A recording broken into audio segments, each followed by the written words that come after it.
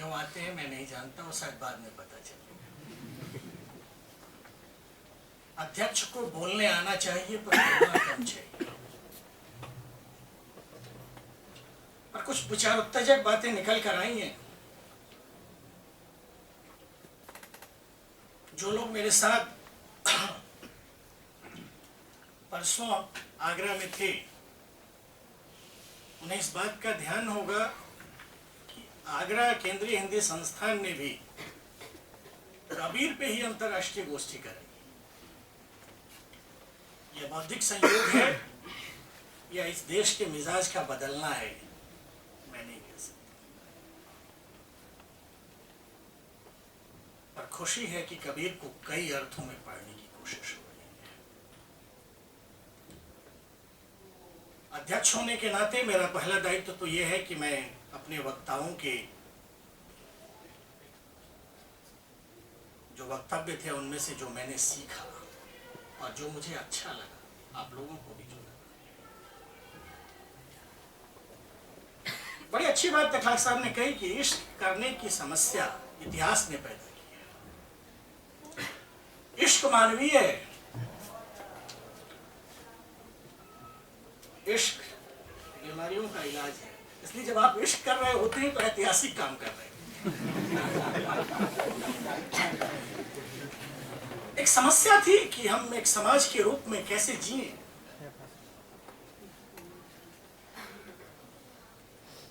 हिंदी में politically correct बोलने की आदत है, पर माफ कीजिएगा, थोड़ा सा मैं हट के बात करूंगा। एक आक्रांता समाज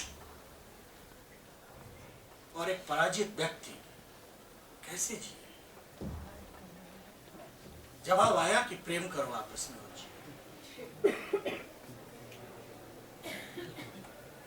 सूफी मत ने इस प्रेम को एक समाधान के रूप में प्रस्तुत किया। ये समाज का भी समाधान था, समाज के द्वारा प्रस्तुत समाधान था।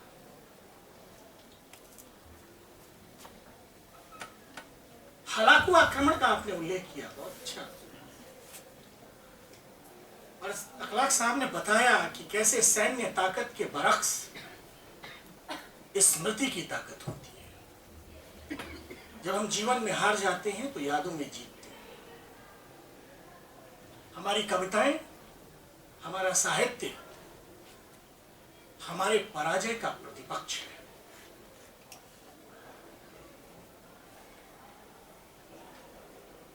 बुरा न मानेंगे, इस्लाम के बरक्स भक्ति आंदोलन यही प्रतिपक्ष है।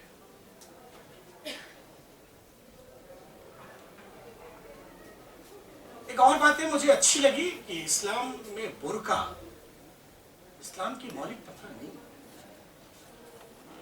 ये परिस्थितियों की देन। एक बात बातनियत की उठाई आपने, और बातनियत की ऐतिहासिक पृष्ठभूमि पर जोर दिया। यही बातनियत संवाद है। चाहे सूफी मत हो या कबीर हो, अब कबीर हैं या नहीं ये बाद में बात करूं। ये संवाद की परंपरा है, चिश्तिया संवाद की परंपरा। और जब कठिन समय में समाधान न मिले तो बातचीत करना ही तो रास्ता है।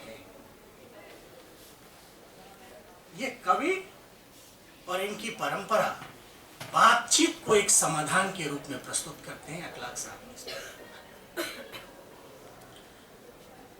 मैडम जो रसिया से आई हैं, बड़ा दिलचस्प प्रश्न था और अखलाक साहब ने उसका बड़ा ही उसी ढंग से साहित्यिक उत्तर दिया कि भाई कबीर और अमीर खुसरो में कोई ऐतिहासिक संबंध है भी क्या। ये मेरे लिए भी एक प्रश्न है। उत्तर मिला हो या न मिला हो, व्याख्याएं जरूर।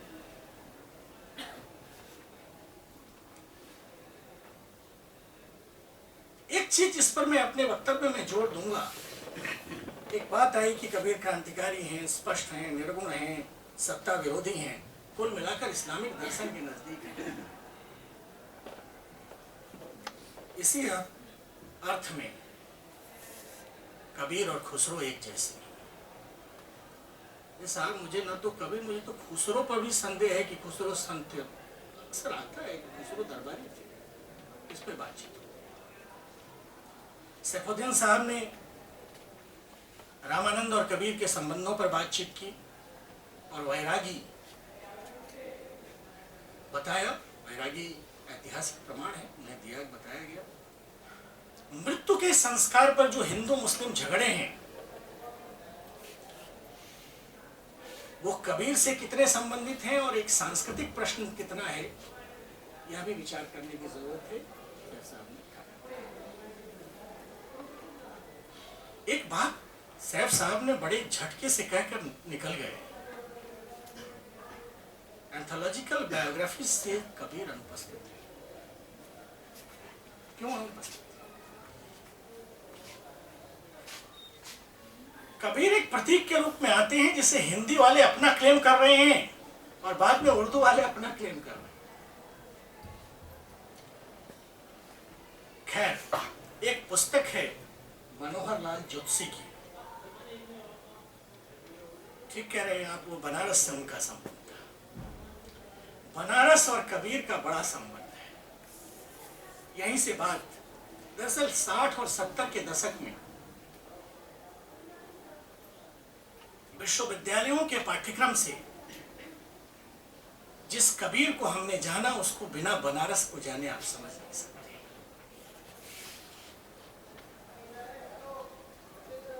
ये कबीर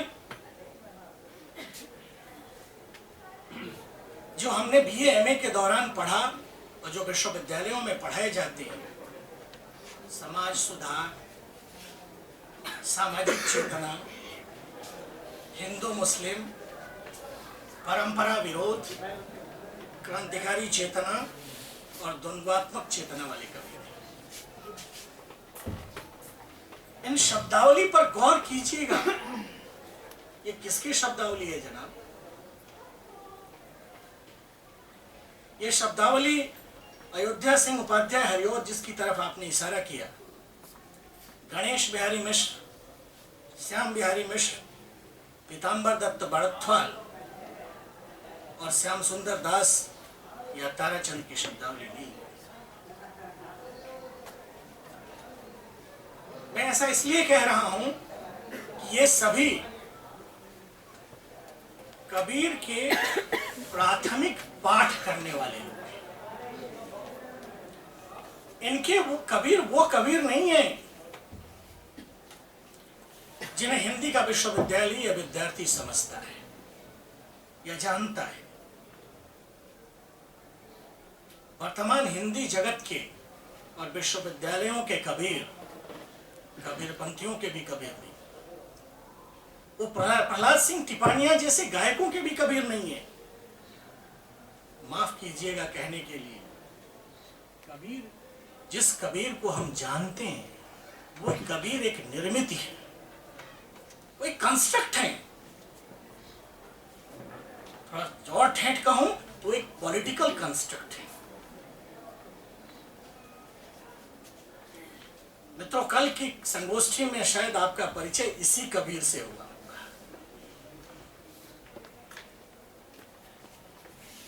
स्वातंत्रोत्तर भारत की शिक्षा को लेकर अपना जगह जगह अपनी पुरोहिती चलती है। अपन इन दिनों इसी पर मास्टरी कर रहे हैं। स्वातंत्रोत्तर भारत के विश्वविद्यालयीय शिक्षा में जो एक वर्चस्ववादी विचार रहा है, या सीधे सीधे अगर मैं कहूं तो हम जिस कबीर को जानने वाले हुए वे सत्ता पोषित वामपंथी विचार की निर्मित है।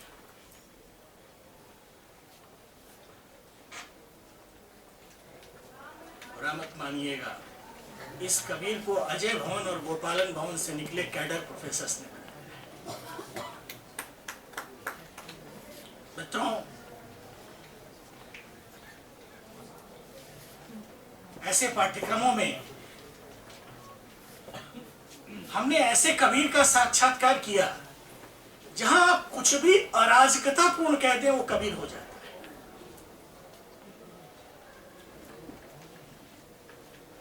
बनारस इस बात का गवाह है। ऐसा कि वहां कबीर विजाविस तुलसी खड़े करने की कोशिश की गई। जो लोग बनारस जानते हैं, बनारस हिंदू विश्वविद्यालय को जानते हैं, उन्हें इस बात का पता होगा कि कैसे एक खास किस्म का कबीर परिचित हुआ हिंदी समाज से। ये शांति निकेतनी कबीर और वामपंथी विचार का रिमिक्स था। मित्रों, एक बात कहूं, थोड़ा अपने आप की बुद्धि पर बल पड़ेगा।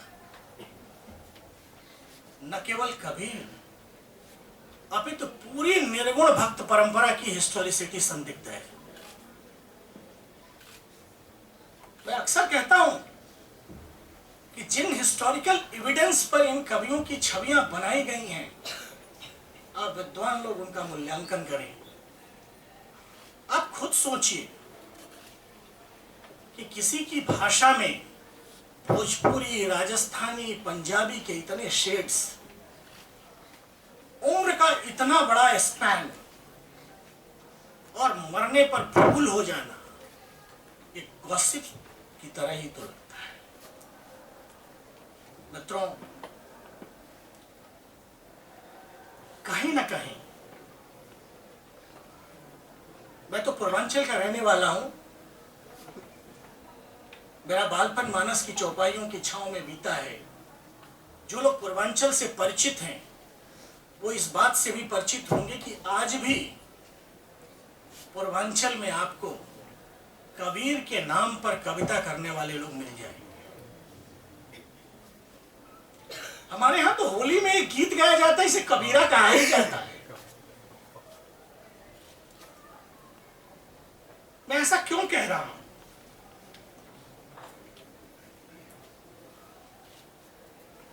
भक्ति आंदोलन को जो दार्शनिक आधार दक्षिण से मिला, केरल के कलाड़ी से निकले हुए शंकराचार्य, पेरम्बदूर से निकले हुए रामानुजाचार्य, पंढरपुर से निकले हुए निम्बारकाचार्य, कंकड़वाड़ से निकले हुए वल्लभाचार्य और उडुपी के माधवाचार्य, ऐसे दीप्त दार्शनिक विचारों वाले लोगों के यहां भी कोई निर्गुण भक्ति आंदोलन क्यों नहीं है? ये सोचने की बात है कि क्या निर्गुण भक्ति का आंदोलन एक निर्मित तो नहीं है, यह उत्तर भारत केंद्रित है। और भूलिएगा मत कि उत्तर भारत का पूरा समाज, यहां समाज सुधार के आंदोलन कम हुए हैं, यहां पॉलिटिकली कॉन्शियस समाज ये ज्यादा रहा है। यहां किताबों में समाज सुधार होता रहा है। कबीर के माध्यम से किसी खास तथ्य को स्थापित करने की कोशिश तो नहीं की गई है। ऐसा ये कहीं अनिल शील, क्रिस बेली, गॉर्डन जॉनसन के कैम्ब्रिज स्कूल और नूरुल हसन प्रोजनी का रिमिक्स तो नहीं है।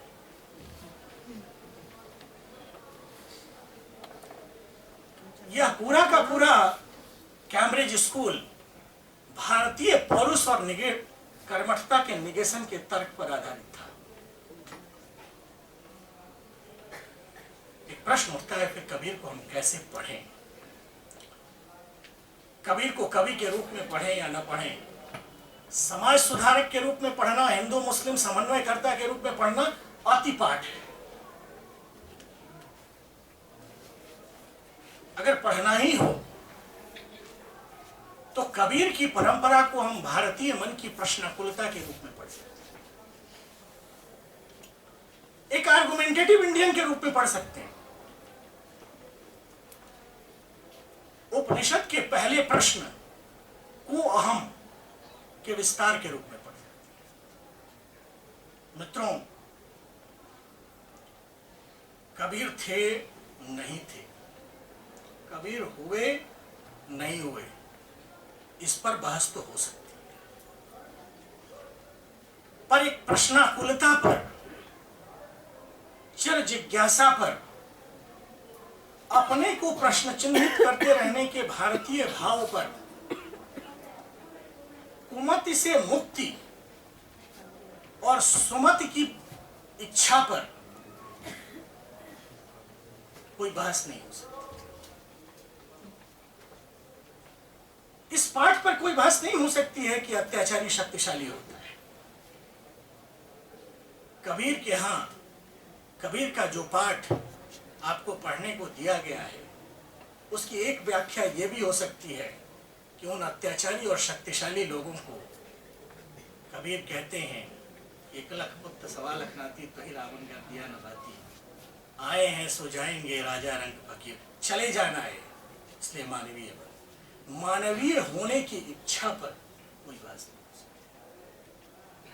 मित्रों, आपको हो सकता है उतना अच्छा न लगे, पर कबीर की यह इच्छा हिंदू इच्छा है। यह एक हिंदू चिंता है। आप असहमति रख सकते हैं, असहमति रखना भी भारतीय चिंता है, भारतीय होना है।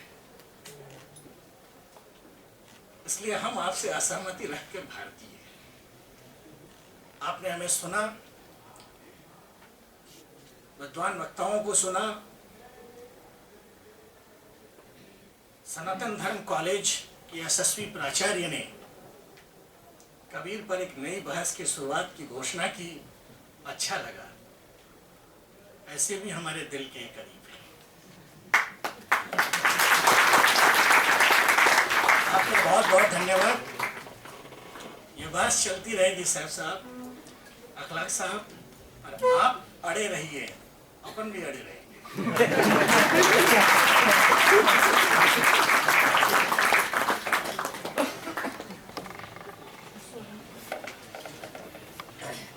Don't